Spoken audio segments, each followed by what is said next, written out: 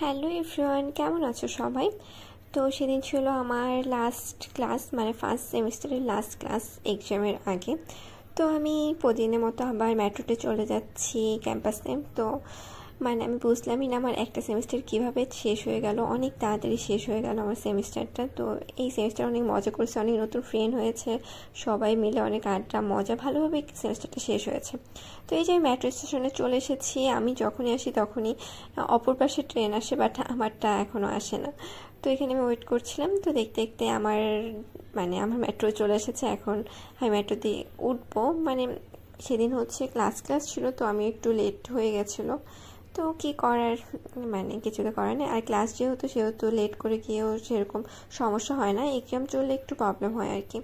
তো এই যে আমি যখন একা যাতায়াত করি, আমি বরাবরই মহিলাদের কোচে ওঠার চেষ্টা করি, না হলে হচ্ছে মানে অন্য বগিতে অনেক ভিড় থাকে। তো তাই আমি মহিলাদের বগিতেই ওঠার চেষ্টা করি। তো এই যে আর তো সবচেয়ে মজার বিষয় হচ্ছে আমি সেদিন হচ্ছে সিট পেয়েছিলাম, মানে ভিড় অনেক কম ছিল আর আমি বসে বসে যেতে পারছি, না হলে আমি প্রায়ই হচ্ছে দাঁড়িয়েই যেতে হয় আমাকে। তো কিছু তো আর করার নাই। তো এই যে দেখতে দেখতে আমি চলে আসলাম আমার ক্যাম্পাসের পাশে, মানে ঢাকা ভার্সিটি স্টেশনে। তো কি করার, এই যে টিচারের জন্য এখন ওয়েট করছি, একদম ডিরেক্ট ক্লাসে চলে এসেছি। সবাই মানে পরীক্ষার আগে সবাই পড়া নিয়ে খুবই ব্যস্ত, সবাই খুব সিরিয়াস, সবাই পড়াশোনা করছে। তো আমি এটা সবাই একটু ক্লিপ নিচ্ছিলাম, যেহেতু লাস্ট এক্সামের আগে ক্লাস, তো সবাই একটু সিরিয়াস হবে, এটা স্বাভাবিক। তো ক্লাস আমাদের সব কিছু করে তারপরে আমি আবার স্টেশনে চলে এসেছিলাম। তো আমি যখন এসে অপর পাশে ট্রেনেই যাই সব সময়, এটা আর নতুন কিছু না।